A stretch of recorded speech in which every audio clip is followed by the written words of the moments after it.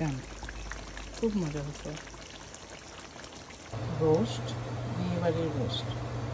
চিকেনগুলোকে কাঁটা চামচ দিয়ে কুচিয়ে নিয়ে আদা রসুন লবণ দিয়ে মাখিয়ে ওভারনাইট রেখেছি, একটু জর্দা রং দিয়েছি, আর হচ্ছে এখন টক দইটা মিক্স করছি।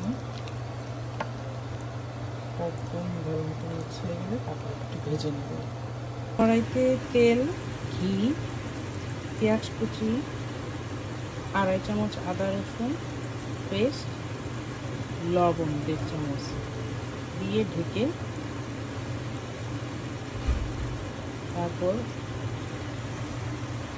কিছুক্ষণ পরপর নেড়ে দিন। ভাজা ভাজা হতে হবে। ভাজা হয়ে গেছে, এখন আমি আস্তে আস্তে মশলা দেব। এটা রোদের আলো, এখান থেকে রোদটা পুরা চুলার উপর পড়েছে।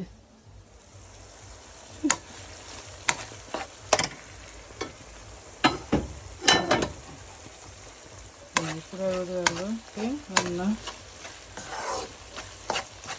আমেরিকায় এখন সামার, অলমোস্ট সামার, আসলে স্প্রিং অলমোস্ট শেষ, সামার চলে এসেছে। সামারে আবার ব্যাকয়ার্ডের লাকড়ির চুলায় কুক করি। যদি সময় হয় তো, সুযোগ সুবিধা হয় তো লাকড়ির চুলায় রান্নাও ইউটিউবে দেব ভিডিও করে। বাচ্চা নিয়ে পারা যায় না, বাচ্চা তো অনেক দুষ্ট, অনেক জ্বালায়, সময় করতে পারি না আর কি। বিরিয়ানি মশলা, তেজপাতা, লং, এলাচ, গোলমরিচের গুঁড়া, দারচিনি দিয়ে দিলাম। একটু নেড়ে চেড়ে তারপর একটু পানি দিলাম যাতে মশলাটা না পড়ে। একটু এখানে টক দিই। আরব সরে যাও, ভালো করে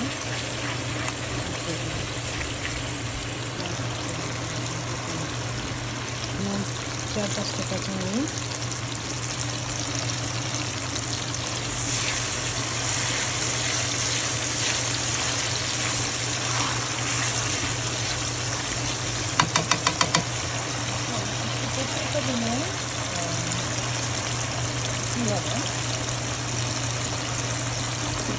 একটু কালার ভালো হবে, পেঁপরিকা দিন, মিষ্টি কালারটা একটু ভালো হবে।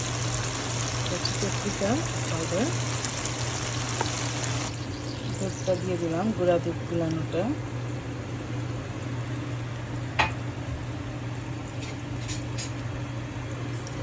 পেঁপরিকা দেওয়াতে কিন্তু কালারটা সুন্দর হয়েছে।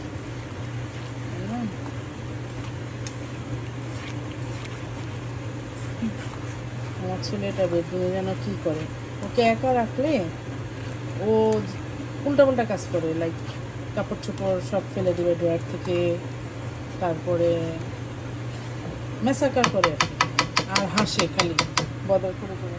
ওকে একা রাখা যায় না, ওর দিকে অ্যাটেনশন দিয়ে রাখতে হয়, আদারওয়াইজ ও শেষ, পুরা বাড়ি লন্ডভন্ড করে ফেলে, এত দুষ্ট।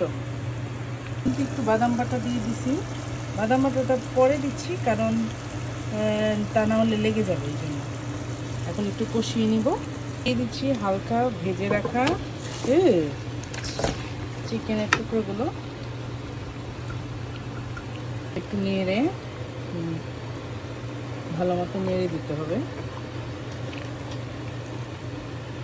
যাতে সুন্দর মতো গায়ে লাগে ঝোলগুলো। আমি মশলাটা ভালো মতো কষিয়ে নিয়েছি।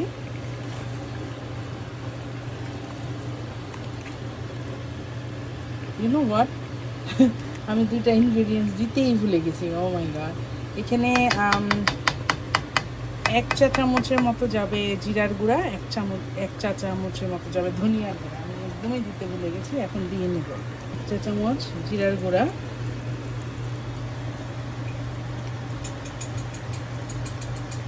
আর 1 চা চামচ ধনিয়ার গুঁড়া।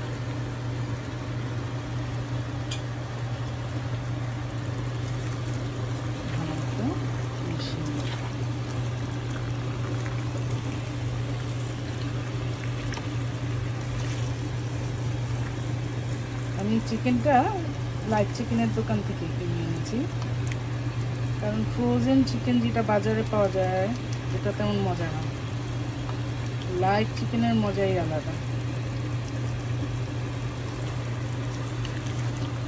এখন এটা ঢেকে সিদ্ধ করব।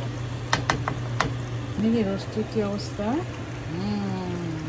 এখনো কষাচ্ছি, অল্প আছে, কারণ না হলে নিচে দিয়ে লেগে যাবে, বিকজ বাদাম বাটা দেওয়া হয়েছে, বাদাম বাটা দিলেই নিচে লেগে যায়।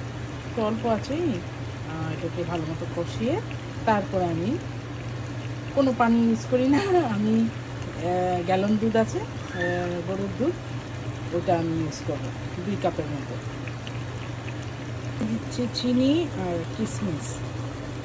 কিশমিশটা অপশনাল, অনেকে রোস্টে কিশমিশ লাইক করে না, তো যারা লাইক করে না তারা না দিলেও সমস্যা নেই। আর একটু কষিয়ে তারপর পানি দিতে হবে। সরি, পানি না, ভুল বলেছি, আমি তো পানি ইউজ করি না, আমি গ্যালন দুধ দিয়ে দিই। সত্যি কথা বলতে কি, এক হাতে ভিডিও করাটা খুবই কষ্টকর, কারণ আমি তো নতুন, আমি আসলে পারি না, বাট চেষ্টা করতে তো দোষ নেই, চেষ্টা করছি আর কি। যেহেতু সবাই বলে আমার রান্না নাকি খুবই অসাধারণ, তো এই কারণে ভিডিওগুলি শেয়ার করি যাতে মানুষ আমার রেসিপিটা ফলো করে রান্না করে এবং খেতে মজা পায়। এই জন্য ভিডিও করছি, চেষ্টা করছি আর কি, ছোটোখাটো একটা চেষ্টা। আপনাদের সমর্থন থাকলে হয়তোবা এই ভিডিওটা শেয়ার হবে। অল্প একটু কেওড়ার জল দিচ্ছি,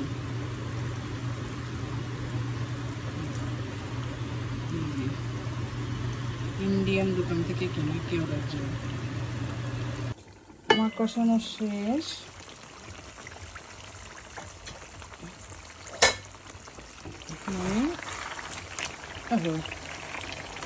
গরুর দুধ দিয়ে দিলাম সিদ্ধ করার জন্য।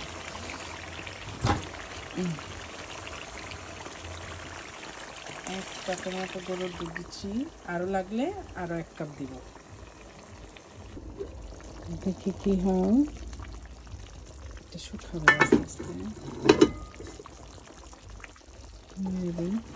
আর একটুখানি দুধ দিব, আমি আরো 1 কাপের মতো দুধ দিব। বিলিভ মি, পানির পরিবর্তে যদি দুধ দিয়ে রোস্টটা রান্না করেন কি যে মজা হয়, এটা না খেলে বিশ্বাস করবে না। আর স্পেশালি বাংলাদেশের বাবুর্চিরা শুধু দুধই ইউজ করে এই রোস্ট রান্নায়, বিরিয়ানি রান্নায়। আমি তো এমনও এক বাবুর্চিকে দেখেছি আমাদের এলাকার, অসম্ভব মজার তেহারি রান্না করতেন উনি। উনি যে চালটা সিদ্ধ করে তেহারির জন্য 80% সিদ্ধ করে, ওটা তো দমে দিবে পরে, ওই চালটা সিদ্ধ করে দুধের মধ্যে, বিলিভ মি, এত মজা হয় তেহারি। ওনার হাতের তেহারি নাম্বার 1। আমি আমার লাইফে এত মজার তেহারি খাই নাই, অনলি ওনার হাতের রান্নাই খুব মজা, তেহারি রান্না। লাস্টলি দেব হচ্ছে গোলাপ জল, বেশি না, সামান্য, আর একটু শুকাবে, আর একটু শুকালেই চুলা বন্ধ করে দেবো। তারপরে রোস্ট ডান।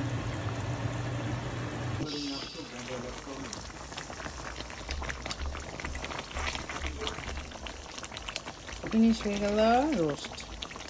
শেষে বেরেস্তা উপর দিয়ে ছিটিয়ে দিব, তারপর ডান।